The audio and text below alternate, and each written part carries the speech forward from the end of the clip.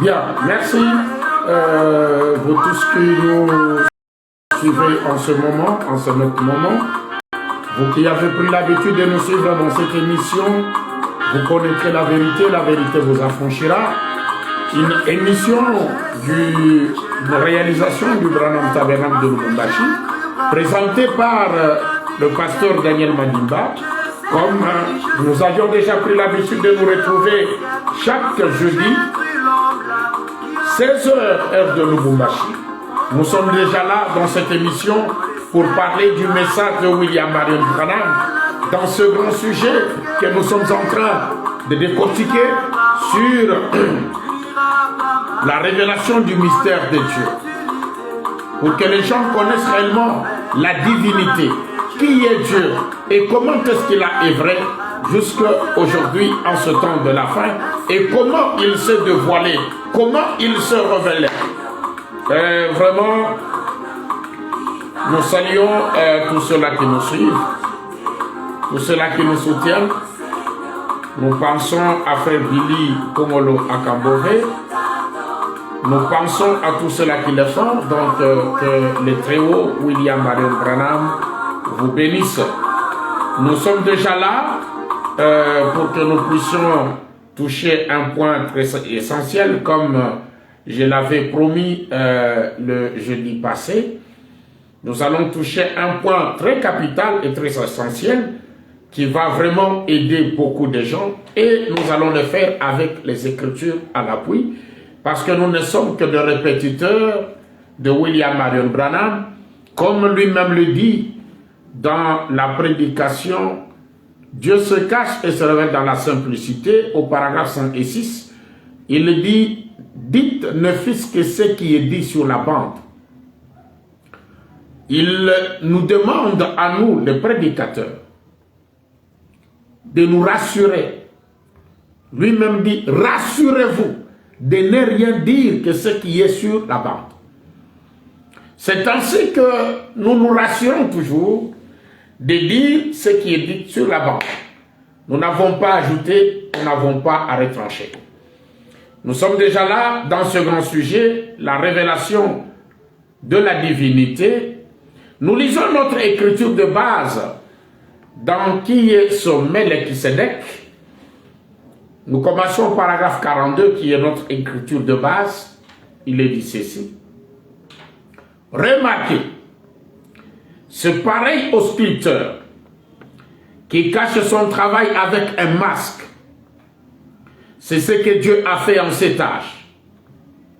Cela a été caché. Toutes ces choses ont été cachées. Elles sont censées être révélées dans cet âge. La Bible dit qu'elles seraient révélées dans le dernier temps. C'est pareil à un sculpteur qui garde son œuvre entièrement cachée jusqu'au moment où il en retire le masque et alors la voilà.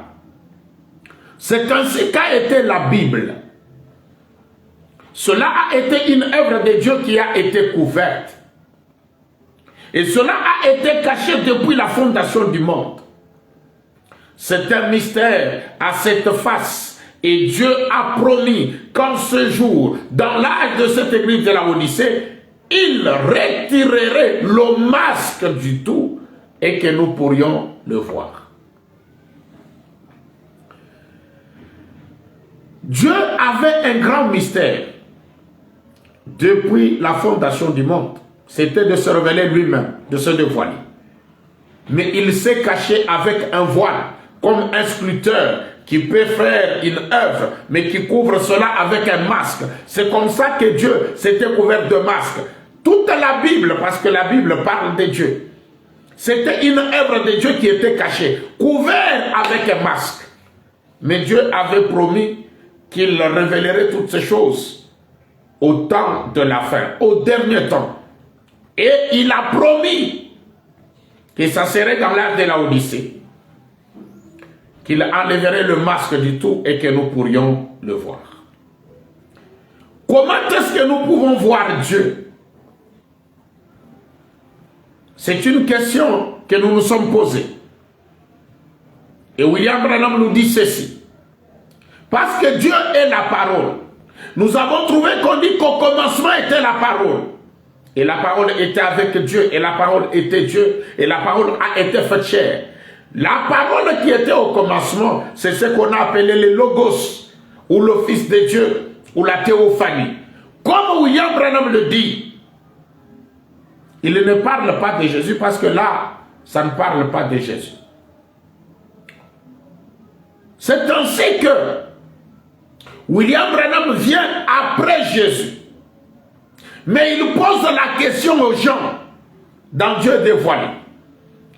À la page 20 pour la tradition des Suisses et au paragraphe 133, traduction de la voix de Dieu, William Branham dit, quand cette parole sera dévoilée, oh là, quel genre de visage croyez-vous qu'elle aura?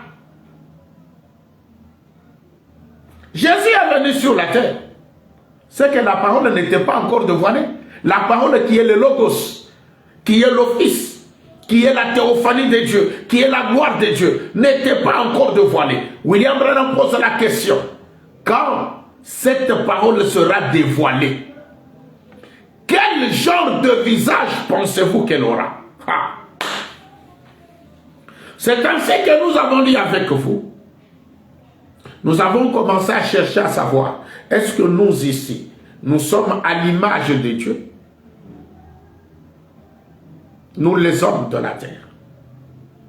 Nous avons lu William Branham qui nous a dit non, nous ne sommes pas à l'image de Dieu. Nous les hommes de la terre, nos corps tels que nous sommes ici, nous sommes à l'image des bêtes. Nous avons dit cela avec vous. Et je voudrais quand même avancer. Nous avons pris Jésus. Était-il à l'image de Dieu?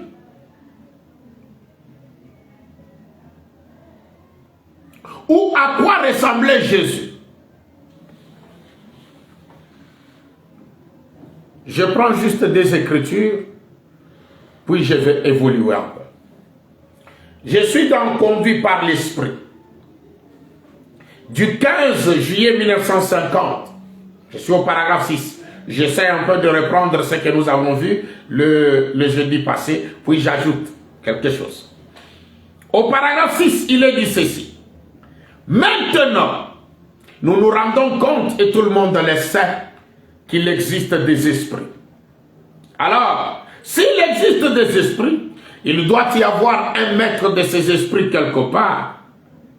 Un maître de ces esprits, parce qu'il change la nature de pécheur pour en faire de chrétiens. Il doit y avoir un maître ou un chef quelque part, et c'est Dieu. Il a envoyé sur la terre son Fils, formé à l'image de la chair du péché. Il est mort afin que nous puissions être rachetés et ramenés à Dieu pour être des fils et des filles de Dieu, pour marcher de nouveau avec lui. C'est chez nous manquant depuis le jardin d'Éden. C'est qu'Adam avait perdu, Christ l'a de nouveau restauré. Dans cette écriture, William Branham nous dit clairement que Dieu a envoyé son Fils Jésus sur la terre d'homme, mais son Fils Jésus était formé à l'image de la chair du péché. Nous les hommes de la terre, nous sommes formés à l'image de bêtes. Jésus est formé à l'image du péché. Il n'est pas à l'image de Dieu. Il n'est pas à la ressemblance de Dieu, qui est la parole, qui est le Logos. C'est pourquoi William Branham nous a dit, quand cette parole sera-t-elle dévoilée, quel visage pensez-vous qu'elle aura? Je lis dans Hébreux chapitre 7, deuxième partie. Je suis au paragraphe 306. Et ce Melchisédek, qui est la parole, qui est le Logos. Et ce son Melchisédek n'était pas Jésus. Mais dites Amen. Car il était Dieu. Et ce qui faisait la différence entre Jésus et Dieu, cela, Jésus était le tabernacle dans lequel Dieu demeurait. Voyez-vous? Alors, Melchisédek, Jésus avait un père et une mère. Et cet homme-ci n'a jamais eu de père ni de mère. Jésus a eu un commencement de vie et il a eu une fin de vie. Cet homme-ci n'avait ni père, ni mère, ni commencement de jour, ni fin de vie. Mais c'était la même personne. Melchisédek et Jésus étaient un. Mais Jésus était le corps terrestre, né et façonné à l'image du péché. Le corps même de Dieu, son propre fils, né et façonné à l'image du péché, afin d'arracher à la mort son aiguillon. Vous comprenez bien que Jésus, quand vous le regardez, il est façonné, né et façonné à l'image de la chair du péché. Il n'est pas né et façonné à l'image de Dieu. Il n'est pas à l'image du Logos. S'il n'est pas à l'image du Logos, qui est la parole, le Logos qui est Melchisédek, le Logos qui est le Fils de Dieu, comment pouvez-vous dire qu'il est la divinité?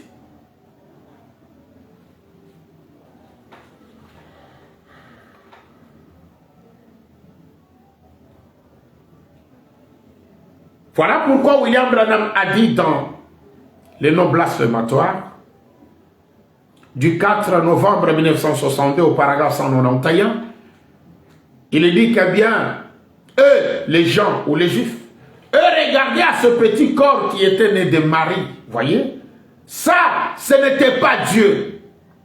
Ça, c'était le Fils de Dieu, mais Dieu était dans ce corps. C'était un corps terrestre dans lequel le Logos qui est la parole est venu habiter. Le Logos qui est la parole, qui est l'ange du Seigneur. William Branham nous dit, écoutez, je suis dans comment l'ange est venu à moi et sa commission. Prêché le 17 janvier 1955, je suis au paragraphe, non, à la page 55, oui. À la page 55, la partie C, ou pour ceux qui ont deux paragraphes, c'est au paragraphe 37. Le Seigneur dit, et une nuit, je vis notre Seigneur Jésus. Il dit aux gens qu'une nuit, j'ai vu le Seigneur Jésus. Puis il ajoute, j'ai dit ceci avec la permission du Saint-Esprit, je crois. L'ange du Seigneur qui vient à moi n'est pas le Seigneur Jésus. Il ne lui ressemble pas selon cette vision-là. Donc, il prend le Jésus qu'il a vu dans la vision.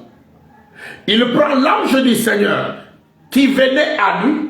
Et il vous dit que cet ange du Seigneur qui vient à moi, l'ange du Seigneur qui est l'ange de l'alliance, qui est le Logos, qui est la parole, qui est le je suis, qui est le Melchisédek, il vous dit que il ne ressemble pas à Jésus. Il n'est pas le Seigneur Jésus. Vous voulez qu'il dise quoi?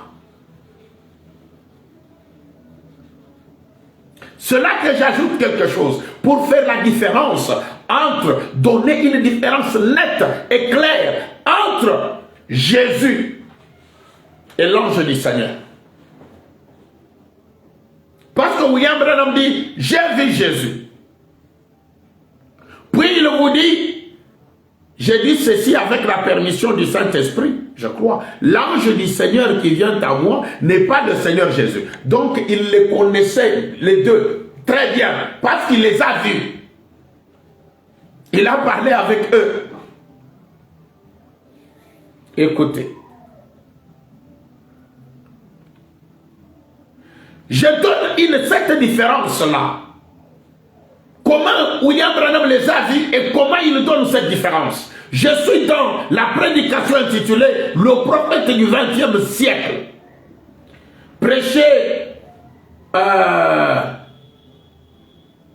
au mois d'août 1953, il n'y a pas une date, on a écrit seulement 00.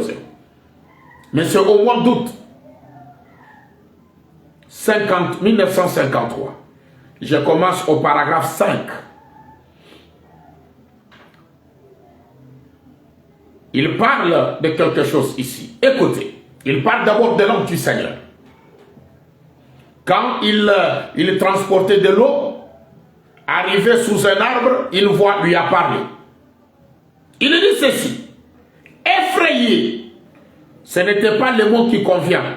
J'ai couru vite à la maison dire à ma mère qu'un homme m'avait parlé depuis l'arbre. Eh bien, elle a pensé que j'étais nerveux. Elle m'a mis au lit. Mais depuis ce temps-là, les visions ont commencé à apparaître. Et quand cela vient sur moi, ça produit une vision. Je suis en mesure de dire aux gens ce qui cloche en eux, ce qu'ils doivent faire dans la vie et les péchés qu'ils cachent dans leur vie. À l'âge de 37 ans, j'étais en train de prier dans ma chambre une nuit. Et quand je me suis réveillé, j'ai vu une lumière sur le plancher. Alors, j'ai regardé tout autour pour voir d'où cela venait. Cela venait d'en haut. La colonne de feu était suspendue juste au-dessus et elle projetait la lumière sur le plancher. Et j'ai entendu quelqu'un marcher. J'ai regardé. Un homme venait dans la chambre, venant dans cette lumière. Selon les mesures humaines, écoutez bien, selon les mesures humaines, il pesait environ 200 livres. 90 kilos. Cet homme qui sort de la colonne de feu, qui est l'ange du Seigneur, qui est le Logos, qui est la théophanie de Dieu, cet homme qui est Melchisedec, William Branham le décrit. Il dit, selon les mesures humaines, il pesait environ 200 livres, ce qui fait 90 kilos. Il continue à le décrire. Il avait des cheveux noirs qui lui tombaient sur l'épaule et un teint olivâtre. Il était pieds nus. Naturellement, j'ai eu peur. Il m'a dit, ne crains point. Et aussitôt que j'ai entendu cette voix, j'ai reconnu que c'était la même voix qui m'avait toujours parlé. Mais c'était la première fois que je le voyais, donc sous la forme humaine. Il a dit, je viens de la présence de Dieu pour te dire que tu es appelé à prier pour les malades. De grands signes et prodiges accompagneront ton ministère et tu prieras pour des rois, des monarques et autres. Cet homme qui est l'ange du Seigneur, qui sort de la colonne de feu, William Branham le décrit. Il dit, il avait, selon les mesures humaines, il pesait 200 livres, ce qui fait 90 kilos. Il dit que c'est la toute première fois qu'il l'a vu. Retenez bien ça. La toute première fois qu'il l'a vu dans cette forme-là humaine. C'est quand il est entré là où Branham priait, quand il lui dit, ne crains pas, il lui donne la commission, même de dire, amène les gens te croient.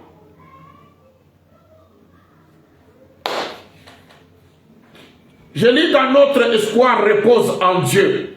C'est la prédication de Branham. Notre espoir repose en Dieu. Prêché le 29 septembre 1951. Je prends le paragraphe 30. Il parle de l'entrée de cet ange-là, qui est l'ange de l'Alliance, qui est la parole, qui est le Logos. Mais je prends l'essentiel. Alors il m'a regardé. C'était un homme grand et élancé, d'environ 200 livres, 90,7 kilos. Il a des cheveux noirs qui lui retombaient sur les épaules. Il est d'un teint olive. Il a toujours des bras croisés. Il vient chaque fois vers moi par la droite. Il vient depuis que j'étais un tout petit enfant. Je n'avais que quelques minutes quand il avait fait sa première apparition dans une petite cabane en rondin dans le Kentucky. C'est lui qui était descendu à sa naissance. C'est cette personne qui marche dans la colonne de feu, qui pèse 90 kilos. Maintenant, William Branham l'a vu la première fois quand il est entré et qu'il lui a dit « Ne crains pas ». Il le décrit. Quand est-ce qu'il a vu Jésus? Écoutez. Je lis dans la semence n'hérite pas avec la balle. Prêché le 18 février 1965. Écoutez bien. Au paragraphe 16. Maintenant, autant que je sache, je ne suis pas sujet aux illusions. Je ne suis pas sujet aux illusions d'optique, mais les visions sont réelles. Et le Seigneur Jésus se tenait là. C'était la première fois que je le voyais dans une vision de ce genre. Vous comprenez? La première fois où il voit Jésus et la première fois où il a vu l'ange du Seigneur, ce sont des événements différents. Deux événements différents à deux endroits différents. Il dit, écoutez Jésus, hein, il était probablement à environ 3 mètres, 10 pieds au-dessus de ma tête, se tenant en l'air, avançant un pied comme pour faire un pas. Il était habillé d'un vêtement blanc avec une frange sur le pourtour. Ses cheveux descendaient sur ses épaules. Il ressemblait à l'homme que la Bible dit qu'il était d'une trentaine d'années. Mais quelqu'un de petit, frêle, très petit. Vous comprenez? Il décrit Jésus. Il dit que Jésus était quelqu'un de petit, frêle, très petit.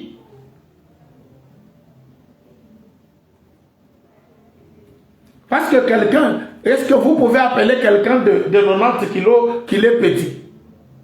Quelqu'un qui pèse 90 kilos. C'est un costaud quand même. Je continue pour que vous puissiez comprendre cette différence. Il dit, Jésus, c'était quelqu'un d'une trentaine d'années, mais quelqu'un de petit, frêle, très petit. Il paraissait ne pas peser plus de 60 kilos.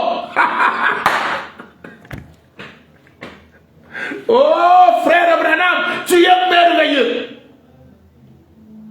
Comment puis-je comparer quelqu'un qui ne pesait pas 60 kilos à un homme de 90 kilos? Même si on dit la différence de 30 kilos.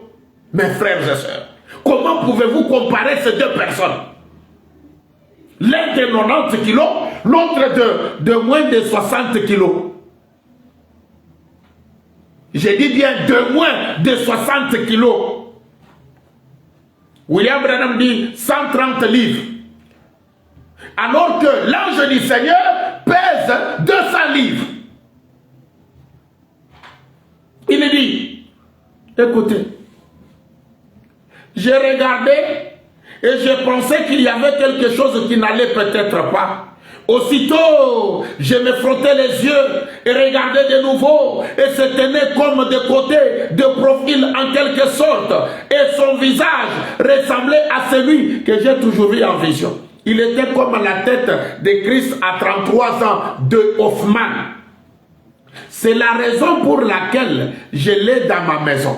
Écoutez la raison pour laquelle William Branham avait la photo de Jésus d'Hoffman dans sa maison. Il dit, c'est la raison pour laquelle je l'ai dans ma maison, dans mes livres, partout où je peux la mettre. Parce que c'est comme cela qu'elle est la plus ressemblante. La photo d'Hoffmann là, ce n'est pas Jésus, mais c'est quelque chose qui ressemble à Jésus que Branham avait vu.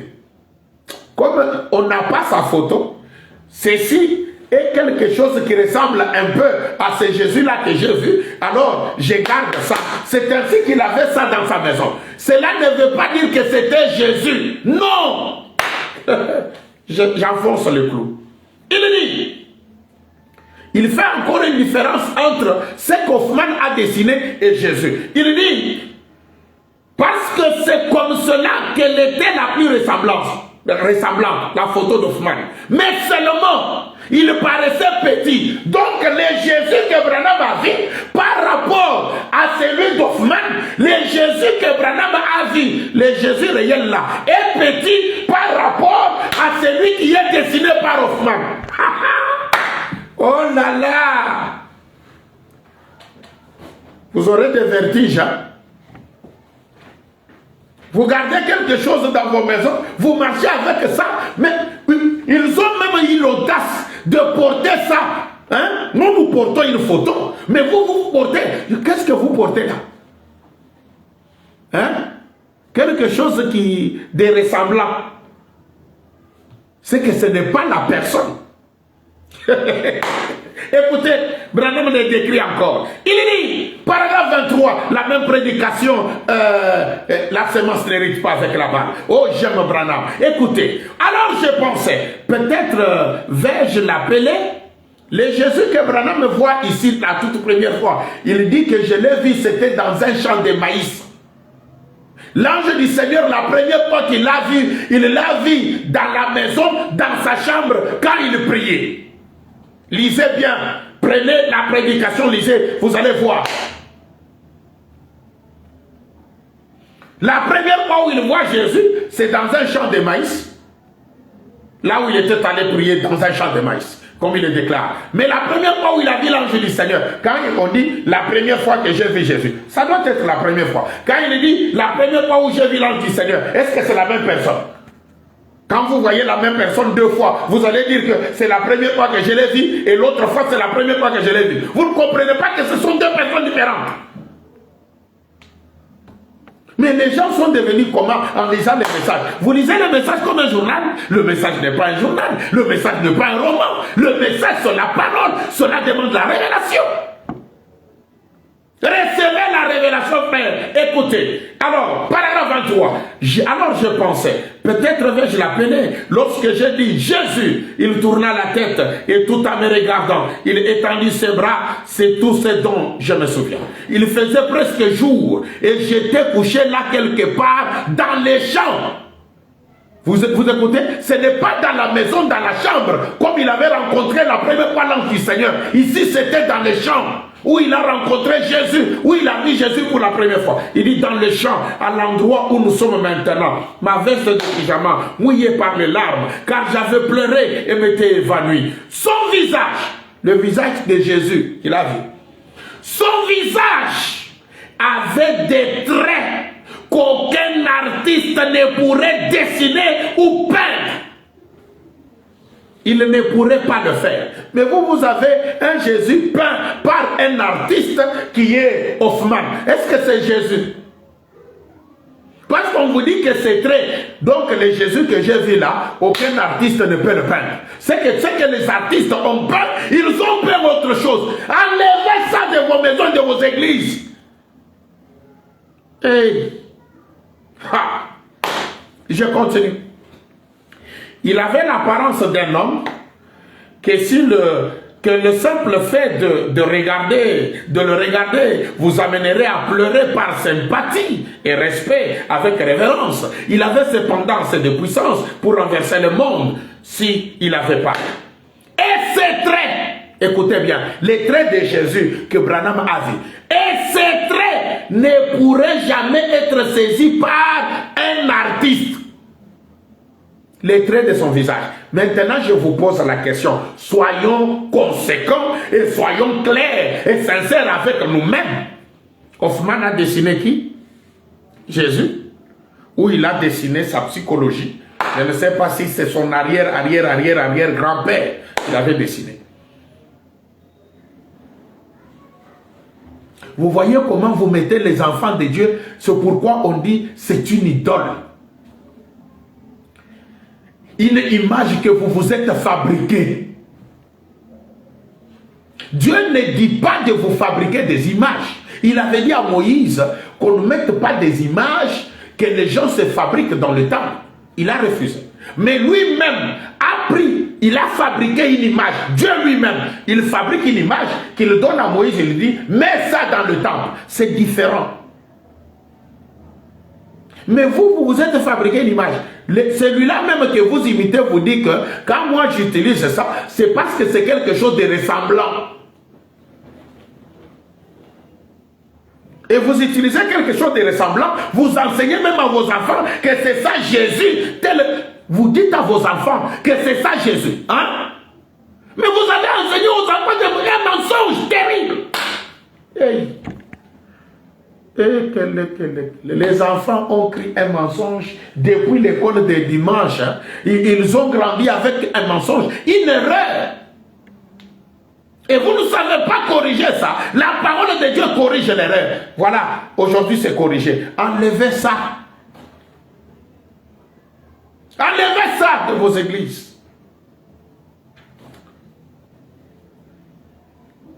William Branham dit, écoutez, je suis dans les dons et les appels sont sans repentir. Vous avez vu Jésus, hein? Très petit, frêle. Il pesait moins de 60 kilos. Mais l'ange du Seigneur, c'est un costaud. Il pèse 90 kilos.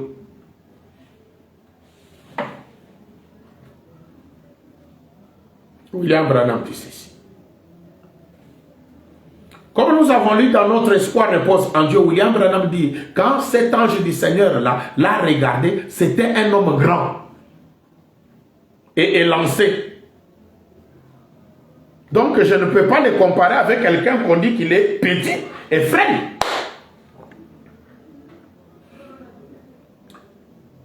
J'ajoute, pour faire cette différence, les dons et les appels sont sans repentir.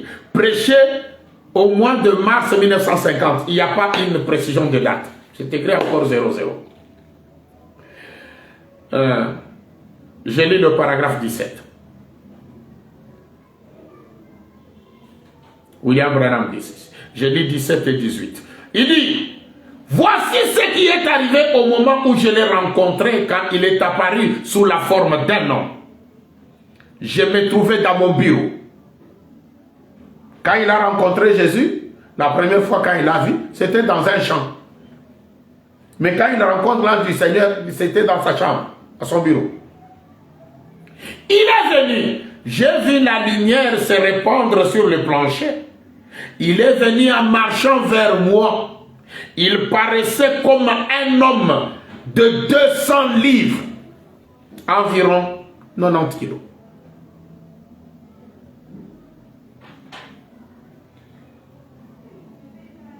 Et cette lumière était juste au-dessus de moi.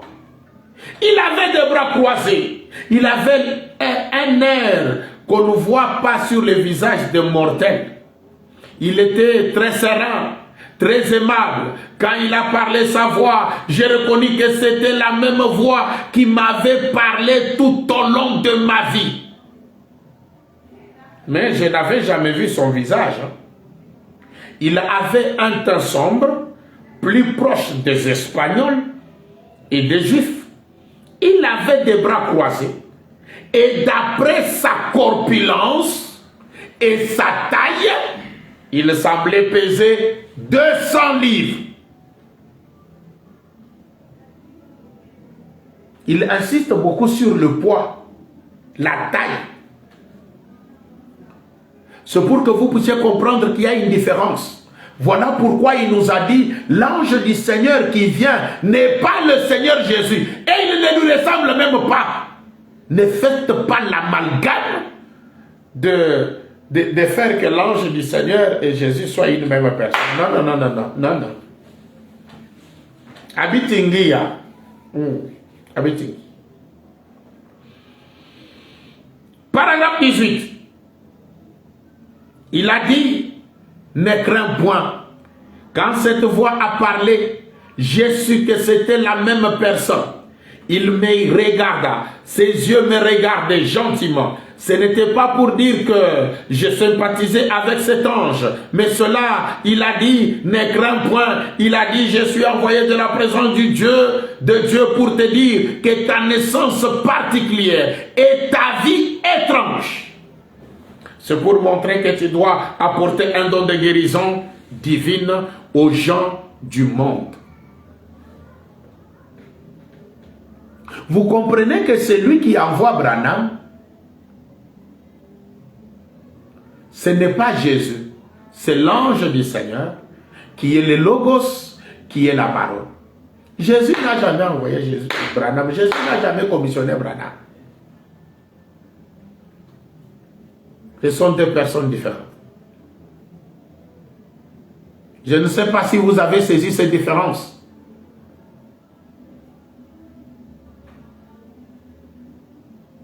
Si vous n'avez pas saisi, faites-moi signe, je vais reprendre et je reprendrai. Faites seulement signe, écrivez seulement que pasteur n'avons pas compris. Je vais reprendre. Je vais revenir sur ça. J'ai dit que nous répétons ce que disent les bandes. Nous répétons. Et quand on vous donne cette différence, vraiment, comprenez cela. Je voudrais m'arrêter même par ici. Que Dieu vous aide. Que Dieu vous assiste. C'est William Branham en train de nous dévoiler la parole, qui est le Logos, qui est la divinité, qui est Melchisedec. Voilà pourquoi il nous a dit que ce Melchisedec n'était pas Jésus. Melchisedec, c'est la parole. Melchisedec, c'est le Logos. Et Branham dit, et ce Melchisedec n'était pas Jésus. Puis il fait encore une déclaration disant, l'ange du Seigneur qui vient n'est pas le Seigneur Jésus et ne le ressemble même pas. Deux témoignages, deux témoins, vous ne voulez pas croire. Puis il fait la différence entre la taille de Jésus et l'ange du Seigneur. Il vous donne même, mais vous ne voulez pas croire. Vous voulez qu'on vous dise quoi? Mais néanmoins, frères, nous sommes des croyants du message. Même vous allez même plus loin pour dire Branham ou rien. Mais quand on vous dit, voilà ce que Branham dit, ah là c'est difficile de croire. Mais pourquoi vous dites Branham ou rien? Le Branham ou rien, cela nous appartient, nous, parce que quand Branham parle, pour nous c'est la vie. C'est une question de vie ou de mort. Arrêtez d'avoir des solcans inutiles hein, qui ne servent à rien. Ne soyez pas comme les gens d'un père. Un père, c'est servir, non, mais il se servait. Alors ne nous dites pas Branham ou rien. Quand on vous lit maintenant Branham, vous ne croyez pas. Je m'arrête. Pour ce soir, que le très haut, William Marion Branham, l'enseignant principal, lui, est la seule personne, quand lui parle, personne ne peut contredire. Moi, je vous ai lu ce que Branham a dit, ce qu'il a parlé. Si vous voulez le contredire, ça vous engage vous. Nous allons nous retrouver avec vous le jeudi prochain. 16h heure de Lubumbashi. Nous allons continuer à parler sur ce sujet. Et vous allez comprendre qui est Dieu, qui est la divinité. Je m'arrête là. Que le très haut, le grand enseignant, l'orateur principal, William Marion Branham, vous bénisse. Je vous laisse savourer cette musique, cette chanson de Eli Shalom. Mon frère, que le très haut William Marion Branham te bénisse et qu'il puisse encore t'inspirer davantage pour l'élever.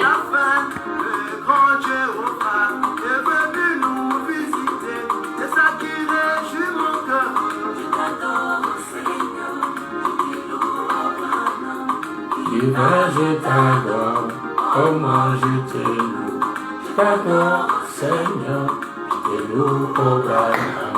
Je t'adore, comment je te loue. Ah, si Branham n'était pas venu, on ne pouvait pas faire cette différence. On allait confondre l'ange du Seigneur et Jésus. Heureusement, William Marion Branham est venu.